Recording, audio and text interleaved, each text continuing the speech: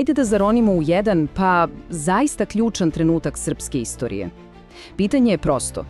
Kako je Srbija postala kraljevina 1882. godine? Znate, ovo nije samo neka formalna priča o promeni titule. Ne.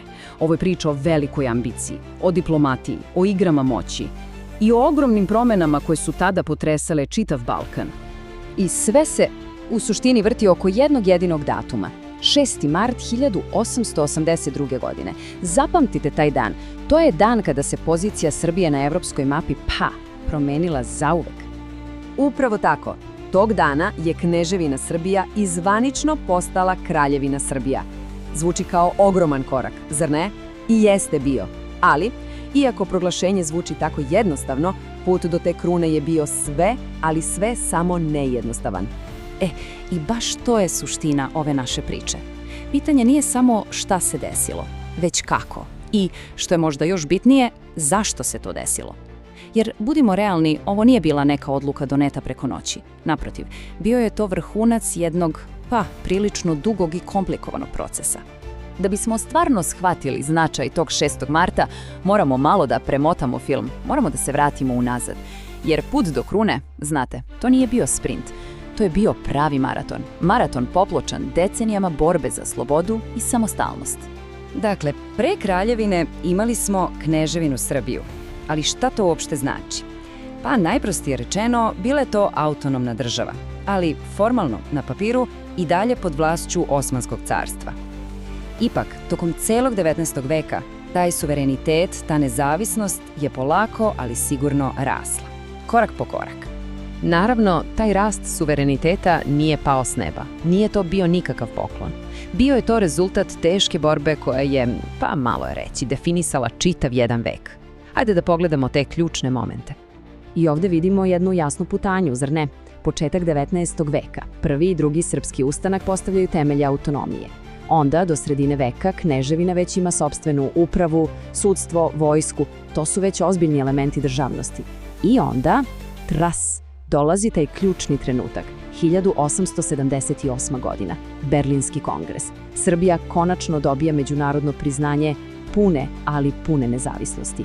Posljednja formalna prepreka ka potpunom suverenitetu je konačno sklonjena. Dakle, nezavisnost je tu, ostvarena. Velika, ogromna pobjeda. Ali za jednu mladu državu to je bio, verovali ili ne, tek početak. Odjednom se postavilo ključno pitanje.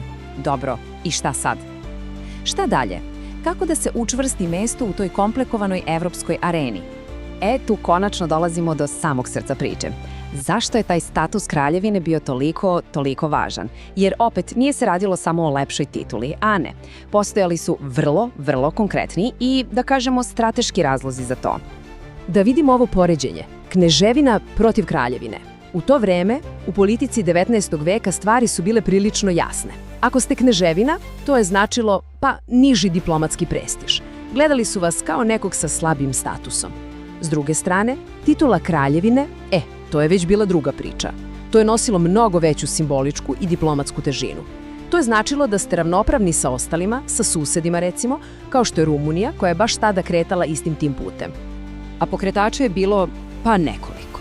Prvo, to je bila čista dinastička ambicija. Obrenovići su hteli da zacementiraju svoj legitimitet.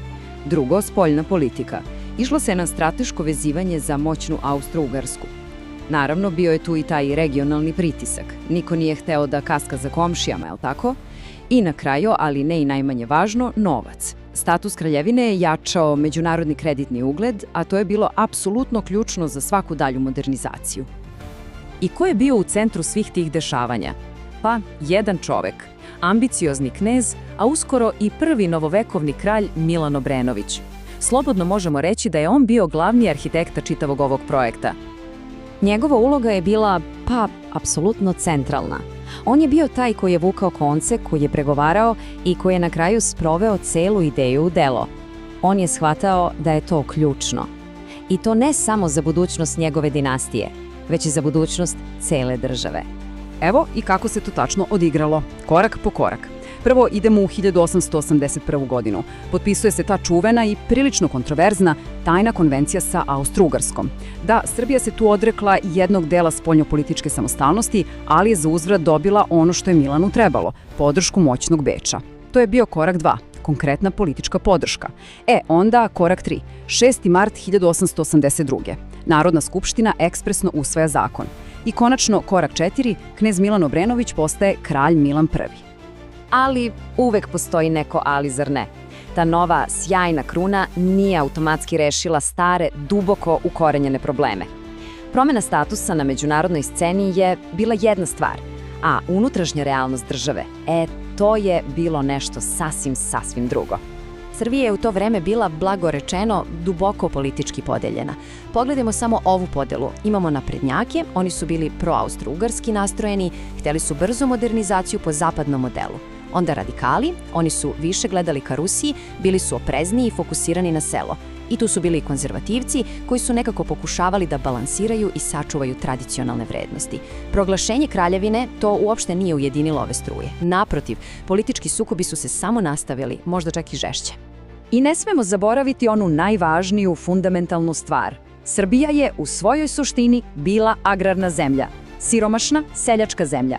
Status kraljevine je pomogao diplomatski, dao je neki ugled, ali on prosto nije mogao preko noći da reši ogromne ekonomske izazove, siromaštvo i tu goruću potrebu za pravom dubokom modernizacijom. I tako, na kraju, ostaje nam to jedno veliko pitanje.